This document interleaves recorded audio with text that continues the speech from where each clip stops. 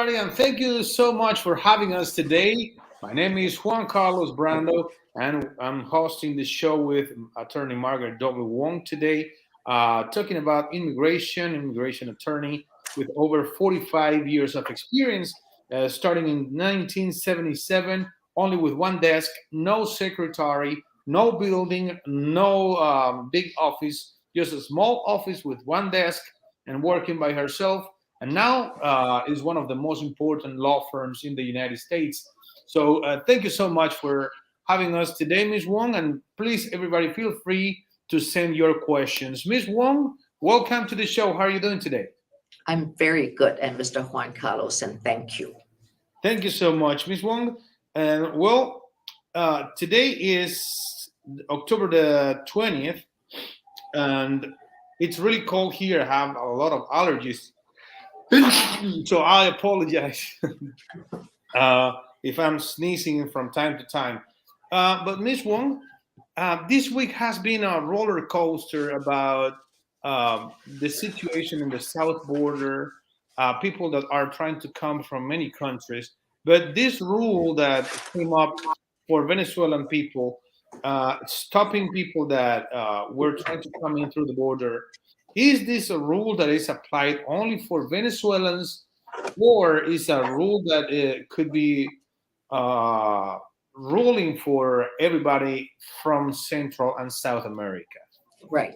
So right now, just about 2 days ago, Venezuela headquarters came out with a memo on Venezuela explaining who could file the 24,000 Venezuelans that could come to America on a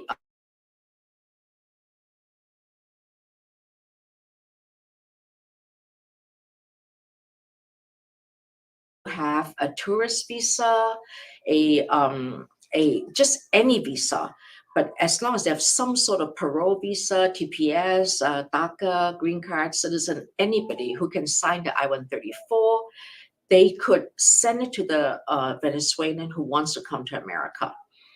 Then another issue is, who are the Venezuelans? They're people who either carry a Venezuelan passport or are born and raised in Venezuela, and who is not illegally in Mexico. So they could only come through the border and not the airport. So for example, can they get the I-134 and just go to Colombia and go on an airplane? The answer is no, because they have to come through land border, which means there's only two land borders in America. You have Toronto, you have Canada, all the way on the north, and you have Mexico all the way in the south, which means that they have to enter Mexico legally to get to the border and then show the I-134. So already, because through the years, Venezuelans could enter Mexico freely, is a visa-free place. Lately, I've heard rumors that Mexico, in cooperation with America, are also turning away Mexicans whose purpose of coming to Mexico is to only come through the border and to enter the United States. So another question that I really like to answer, but this may not be on your question list because it's not case specific, is why does America start this reunited with Ukraine, um, um, parole for all these Afghanistan. Afghanistans, yes, and also now allowing 24,000 Venezuelans to come through. And also the CAM program for only Central Americas, which is three countries. If their family have status in America, any status, they can go to the American embassy in the three countries, which is Honduras, Guatemala, and El Salvador, to apply for visa, because America is spending so much money and across the border, and that's why they started the line. Years ago, when people come to America, they have to go through thousands of miles and come through, swim or walk. So now, and then America started drones, and then it doesn't work. So that's why they use the line now. So if you can pass asylum, then you can come through, but there are just too many people. So America is coming up with ways to help.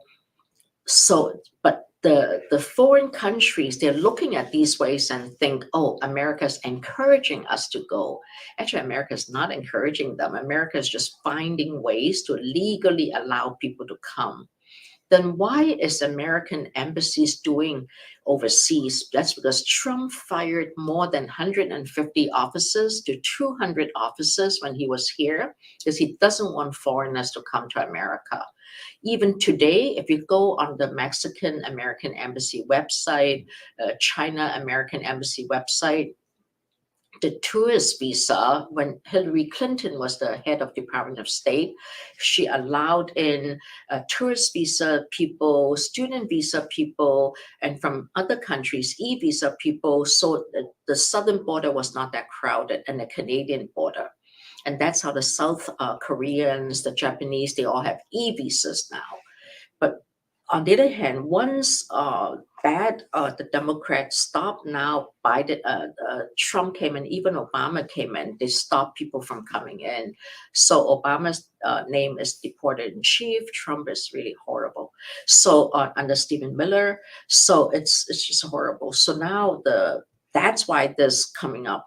Mostly actually, I talked to a not-for-profit in Cleveland. I met with a lawyer who's working there, and he was saying 100% of the 100 Afghanistan cases they've done on parole, they're all denied, humanitarian parole. So why even have these programs? Cases are denied, and even the reuniting with Ukrainians, I don't even know how many Ukrainians are here now as Venezuelans. So it's like whatever American Homeland Security is doing, the overseas American embassy is not cooperating. Same with the camp program. I keep referring people to camp program because they already have TPS, they have a C8 work permit, C9 work permit. It takes months and months. So sometimes people say, I don't want to wait for months and months. I want to go now. And that's another problem. People like us, we waited. We want, like my own visa was denied 3 times. And I still remember that the young foreign, in those days, they're posted overseas just because they like to travel. That was like 50 years ago. I still remember exactly where he sat, how he approved it, and I was overjoyed. And at that time, I was like, why did you deny me 3 times? Now I'm so thankful and gratified that young man, who's a totally pale white, he looks so pale and so thin and so sad, but he approved my visa. And I always remember his name. I mean, I didn't know his name because they don't give names. They're worried about terrorism in the 60s. But it's, it's just. I remember, I think I mentioned to you that when I was in the embassy in Venezuela, I thought I was not going to get approved. And there was, I didn't have any money in my account. To be honest, I had nothing at all. Not even my car was on my name at that point. And when I was there, Asian people in my country, Ms. Wong, most of them from, I think, is southern China. I'm not sure. But they have a lot of money in Venezuela. So this gentleman went to the window. He was in front of me, and the lady at the window was very, very nice. She was smiling, and she seemed to be so happy. And then she said, "Well, I'm sorry, your visa has been denied." And she gave him back the passport and all the documents.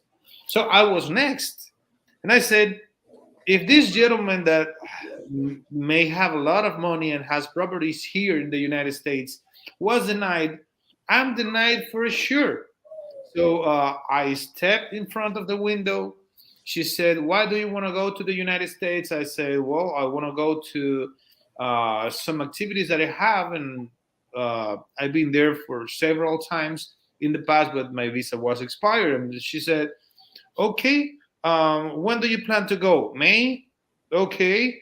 Your visa has been approved." So uh, it's just about luck sometimes, Miss Wong, or the Yes. blessings, or I don't know what to call it or what you want to call it, but it depends more in your attitude at that point. It depends more in the mood of the person that is taking care of you, and sometimes the order that you do all the documents. So I just wish that everybody have a good luck when they go to the window at the embassy. This one, should we start with questions from the audience? Yes, please. Okay, so Dedi Sinaga says, "Good afternoon, Margaret. Good to see you online again. If I may ask a question, I have 5 years banned to the United States, and as of today, it's going to be my fourth year. Let's say I want to go to Cancun, Mexico on Thanksgiving this year, and most flights from Asia, I am Indonesian, transit to the US, to Mexico, they make a stop in the United States.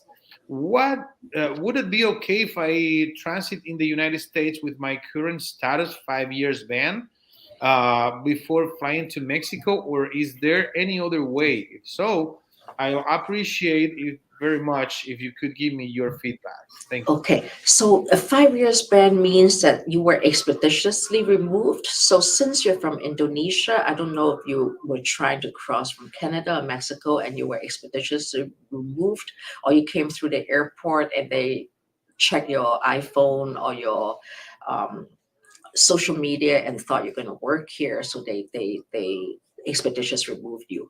My recommendation is you only like 1 year. I won't come now.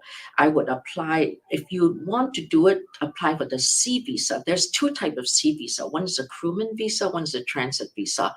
And I presume you'll want to apply for the transit visa. I would apply for it after 5 years. And on the form they ask, were you ever in America? I don't remember. I don't know if you're yes or no, but also make sure you know that was your visa ever denied? You say, yes, I had a 5 year ban. That's ER, expeditious removal. But you better check it because I have clients who thought they have a 5 year ban, but when they did the FOIA, they really withdrew admission. There's no ban. So you better make sure you were banned. And if they ban you because of preconceived intent to work, or because you had worked in America and you left, you come back and they assume you're going to work again, you may need a 601, a non-immigrant visa waiver on fraud.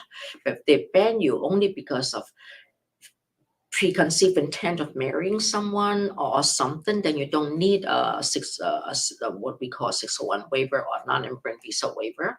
I would also maybe file it with a 212. A 212 is advance permission to come to America even after the 5 year ban. It doesn't hurt to do that. You may want to file it before you apply, but I would only file it after 5 years. So next time when you come back, you can leave and come back, leave and come back, and people couldn't say, oh, this time we applied to them again. Also, it depends because if you're Indonesian, Chinese, or Indonesian, there's a big difference because Indonesian Chinese in 98 went through hell. A lot of people still couldn't go back because of what happened in 98. But now I heard they're doing better. So these are things that you need to look at it. But if it's just for a C visa, just be careful because they don't want, knowing people like us, they know the fact that we got a C visa, a transit visa means that we also want to come back to America, maybe not leave. So maybe look for a tourist visa. If you have a degree, look for H-1B. Or another thing that people don't know is look for a job offer. Maybe do a perm. Perm nowadays is 3 steps. The most it takes is 1 year, 3 months to 1.5 years to get the labor certificate into approval. You can get a restaurant, a motel, and then get the I-140 approval. Then when you go to the interview, the visa call in American Embassy in Indonesia, then you file the 212, and if there's a prom, you file the 601. Now, that's a prom. 212, we don't need qualifying relatives, but for green card waiver, 212, you don't need qualifying relative for green card or for a non-immigrant visa. But for a green card, if there's a fraud issue, you need a qualifying relative, a parent or spouse. In this case, if you don't have parents of green card citizen or a spouse of green card citizen, then if there's a fraud, you won't still be able to come because there's a fraud waiver. That's the way I would do it. Whatever you do, I probably won't recommend a C. I'll probably recommend a tourist visa, even though people think it's more difficult. Or better yet, do a student visa if you're young, because then it's a student visa. They want American universities want tuition now. So, but the first thing is, how do I want to go back? Do I want to go back with a green card, or do I want to go back as a student or tourist? Tourist visa nowadays takes 360, 600 days. Maybe that's why you want a transit visa. But I would look at all of that. If you don't have a FOIA, it doesn't hurt to do a FOIA to look at that ban and see if it's a right ban. Did you even do redress? Because a lot of my clients are so mad when they get kicked back to America. They do that CPP redress. I don't remember 5 years ago, do they have that redress in the web? And now they do. It doesn't hurt to keep complaining. They're sort of, I like them. Even though I complain about them, I really think America is a land of justice. You complain enough, you tell them from your heart. Don't just say, oh, you're mean. People don't want to hear that. Just tell them what happened and then why it's unfair. And sometimes they do overrule that officer's decision, then you're not subject to a ban. But I would, if I were you, I would not come back less than 5 years because, but do it for you. I want to see why you were banned and also why you came the last time and were you here before, because you may have a perm bar anyway, then they won't give you a visa for 3 years if you're 180 days of status, 10 years if you're more than 180, more than 360 days is 10 years. Between 180 to 360 is 3 years. So maybe that's another issue. So look at that. Yeah, because I Yeah, presume Miss Wong? they cancel your visa. Yeah. Yeah, I remember some people have been stopped at the airport, and for this social media that you mentioned, they have the visa canceled, and they put a ban of 5 years. I've seen that in the past with Venezuelan people, Venezuelan friends, and they Mhm. were sent back to Venezuela from Miami. So could this be the case? Yes, that's another thing I was thinking. Right. Because Indonesian, they normally don't come up through Mexico. Yeah. Maybe some Malaysians, but not Indonesians. Because there was a time in Indonesia, it's not that hard to get visas, especially under Hillary Clinton. Oh, Right. The more visas we give, the less they come illegally. Like him or her, we know that he was banned. So now he's asking, how do I come back? He didn't just come back illegally, which most people would have done. okay. Thank you so much, Ms. Wong, for this answer. And don't forget that the attorney Margaret W. Wong has been working on this field for over 45 years. She has over 45 years of experience working on the immigration field. And if you need to make a consultation with her, just need to call the phone number 216-279-3984. 216-279-3984 is the phone number of the attorney Margaret W. Wong. We have more questions, Miss Wong. Uh, this one is here. This person is saying, "Hi, Mrs. Wong.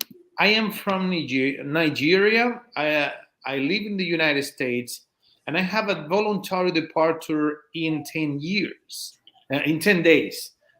But my daughter is born in the United States. My wife is U.S. citizen, but they depend on my income. Is there a way that I could stay in the United States because they would have to come to Nigeria with me, and I am afraid of feminine genital mutilation?" It seemed like you are a man and your wife. So maybe you're a man, maybe you're same sex, but why do you have VD? Because VD only applies to if you saw the judge and the judge gave you advisement and you tell him, I'm leaving in 30, 60, 90, or 120 days. So it seemed like you already had a decision from a judge and you told them you're willing to go, which is weird because nowadays with Ned Chavez, with Meta Fernandez, with all the Pereira, all these new cases, and your wife is citizen, I presume because you're from Nigeria, most of my Nigerians, they all come to America on a student visa, tourist visa. You probably are legal entry overstay. Wife is a citizen. I don't know how your wife got a green card. Did she marry someone else, or was she your prior wife? Because Nigerians is a high fraud country, and I feel bad for you. You have a daughter here. Is this from the same wife or a different wife? You should never have told the judge that you're willing to voluntarily return. So you may want to go back to the same lawyer, see if they can do an appeal or do something, because once the appeal is filed, the VD date is stopped. Because voluntary departure, not only could you not stay here, you're stopped from 10 years from applying for asylum, for applying for green card. So you better stop that 10 days. My daughter will get into that. Yeah. You're the man. Right. So it's not even just that, is you should have raised that in your asylum case, or admin closed the case because I-130 could be filed unless you came illegally, which I think you could have probably come legally, because most Nigerians, they go, as I said earlier, they don't come illegally. This is hard.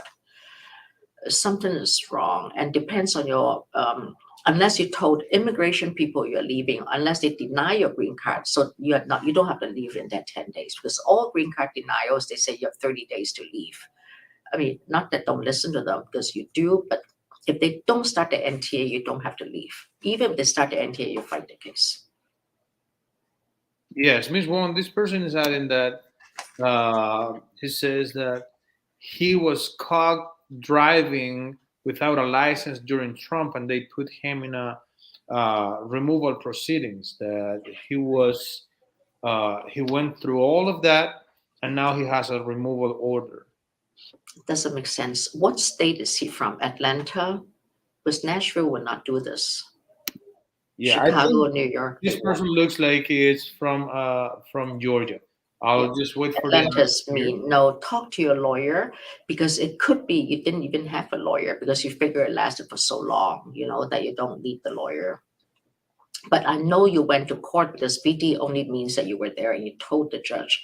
And Atlanta judges are mean, but they're actually getting better with some of the really mean ones away from that court.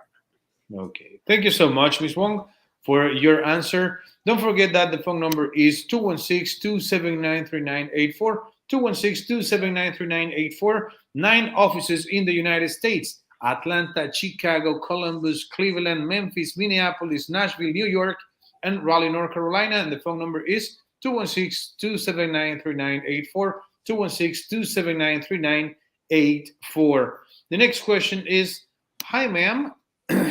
I entered 3 times to the United States. I am from Haiti. Came through Mexico, but they never caught me. My son turns 21 in February next year. Can he file for me? The answer is yes, he could file for you, but he can only do the I-130. You came 3 times, I presume, illegally, and you were not caught. So did you try 3 times and the 4th time you came? So you never really came to America, or you come here for a year, you went back, and then you come here for a year and you went back, so that's a perm bar case. So you never caught, it doesn't mean immigration doesn't know. I know lately a lot of my clients, but they never knew. But if you flew out of America and going back to Mexico or Haiti, they would have a manifesto, because all the planes they registering the flights after September 11th. So don't think they don't know. So I'm from Haiti. That's very good. So the answer is no, because if you came illegally, you don't have an I-94 to adjust that. You walked in and out. Thank you. Okay, got it. So so it depends. No, the son cannot help you. I'm really, really sorry. But Haiti is doing so badly, maybe look at aside. Does your family have green card or citizen? Any siblings have green card or citizen? Any parents? Then your son can help you. But even the fact that you walked in and out means that you may have a perm bar. So I'll be careful with that. So for now, don't even think about a green card. Think about a work permit. Think about how to stay in America legally. And it's just like the abortion cases, right? You go somewhere that allows abortion, same in immigration work. If you don't have a driver's license, there's some states that you can just move to and get a driver's license. But for now, just think of that work permit. Do not think green card, because you walked in and out. They're not. And also, you know how America is. They're very racist. They don't like us Haitians. They don't like us Cubans. This person is adding something interesting, that he couldn't file for the TPS for Haiti because he couldn't prove that he was here in the United States during the 2010 earthquake. Yeah, that's the problem. Okay, it's that's why America is so white and so, and I don't mean white in the sense of southern white. I mean, they don't think the way we think. You know, if we are illegal and undocumented, how am I going to get that? How am I going to prove that I was here? Because we don't have credit cards, we probably have a job, but I'm paid in cash. I probably never filed tax return because I don't have a social. And I probably, whatever I pay, you know, even if I buy an iPhone, I probably paid cash. Especially, I'm African American, I'm black. I mean, it's not even like I'm white. At least Latino people, we are white, you know, so it's really not fair. Thank you so much, Miss Wong. And don't forget that the attorney Margaret W. Wong is traveling around the country, taking care of immigration issues for many, many people. And if you have an immigration case, just don't forget that the phone number is 216-279-3984, 216-279-3984. Ms. Wong, the next question is asking, are agricultural visas too complicated? I am from Guatemala. It's not as complicated as right now. There's a lot of fraud. So even if you got a real H-2B visa from Monterey, sometimes they check it and check it. I just talked to someone this morning. I sort of feel bad for her. She had a legal H-2B visa. She actually came to work for the Blackberry farm. She was paid, but the contract is only for 3 months. After 3 months, they took away all her papers and her social. She doesn't think she even got a social. My gut is she had a social, but the company took it back because the company doesn't want her to use her own social. So I told her, just go to the Social Security office. If the officer is nice, and laws did come in just in the 3 or 4 years that in order to get your old social number, I'm not even talking about a card, even though you lose your work permit, you should be able to get it. You know, they can give you a letter. In fact, I myself tried that when I applied for my driver's license in Ohio years ago, and I lost my social years ago. So I gave them a number. They didn't believe me, of course, because I'm Chinese. So I have to run to the Social Security office to get a letter confirming my social is this and my name is this. I run back and I got my license.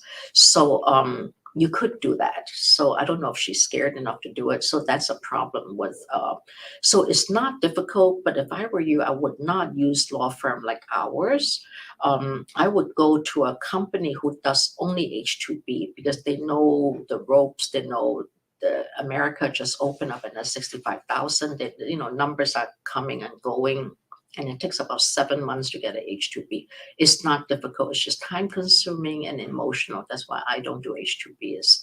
I just don't want to take a case I failed and my poor client is waiting overseas to come to America. And the children are thinking, oh, my father's going to give me some American presents and make a lot of money. And here I failed. So I personally don't like that. Most lawyers don't like to do H-2B. We do H-1Bs.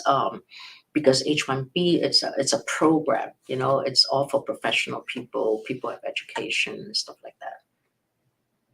Okay, thank you so much, Ms. Wong. And don't forget the phone number is 216-279-3984, 216-279-3984. Ms. Wong, this is a very sad question. A drunk driver killed my dad 2 years ago. Driver got arrested and charged with 100% you qualify for U visa. And also, I don't know your status. If you are born in America, you're good, but your mom also could file. Oh, but your dad died. Your mom can also file for young children who are still overseas. Absolutely, absolutely do it. I'm surprised you didn't do it. I would have done it myself long time ago because U visa, you can only get, it doesn't matter how sad the situation is, you can only get the C-14 work permit after 1 to 1.5 years. In fact, that's a new law under Biden. Under Trump, they won't even approve a temporary visa. It takes about 6 or 7 years to get approval for U visa. Absolutely apply for the U visa now. Plus, there is victim service. If you live in Ohio, there is a victim's compensation that you can get from victim of crime, like up to 25,000 or something. Each state have their laws on victim services if someone died. You should also hire a PI lawyer. When I was a young lawyer, I did some PI work, but we don't do it anymore. So, and I don't know what state you are in because this is tragic. No, you need to do everything to stop people drunk, and that's exactly people in America. We don't know, a lot of foreign people like us, we don't even know that we should not be drinking when we're driving, because years and years ago, a lot of, especially Asian people, we drink. We love Mai Tais, the Japanese people, so Florida, absolutely do U visa. Florida is pretty good on the signature, and I know you're hurting. The form you need to have the police sign is 918B. You need to either go to victim services or go and get the conviction records. They will sign this case, I can tell you now, and you will get a U visa approved. Make sure you don't forget the young children. And if it's a mother, she's probably over 21. But if the victim is a younger person under 21, she also could protect her parents and siblings under 18. So these are all things that you can do. And also, it depends on what country you're from. I was born in, okay, so she must have been more than 25 years. I don't know what country. She may even have TPS, but absolutely do that U visa. And also with that, she can also get into a CAMP program if she's also from Central America. Because any U visa victim with a receipt, you can get young children into America. Okay. I'm sorry about all this. This is a very, very sad case. And well, it looks like our time is up, Ms. Wong, for today, but thank you so much for having us. And one of the questions, I saw a senator a few weeks ago saying that the United States is a country that don't need to solve all the problems of Ukraine or Afghanistan or South America. And he said, we are sorry that you are going through all of this, but that is not our fault. And we're not in the obligation of solving all of your problems. So he was a Republican senator. And that's tough. But going back to the beginning of the show today, that you were mentioning that why the United States are helping people from Ukraine, from Afghanistan, from other countries that are going through bad situation, and that's what America is, right, Ms. Wong? Yes. It's a country that wants to help everybody around the world. And thank you so much for sharing these thoughts, Ms. Wong. I'll see you next Wednesday. And don't forget, everybody, that you can call the attorney Margaret W. Wong. The phone number is 216-279-3984, 216-279-3984. Thank you so much, Ms. Wong. Thank you. See you next time. Don't forget to call 216-279-3984, 216-279-3984, attorney Margaret W. Wong.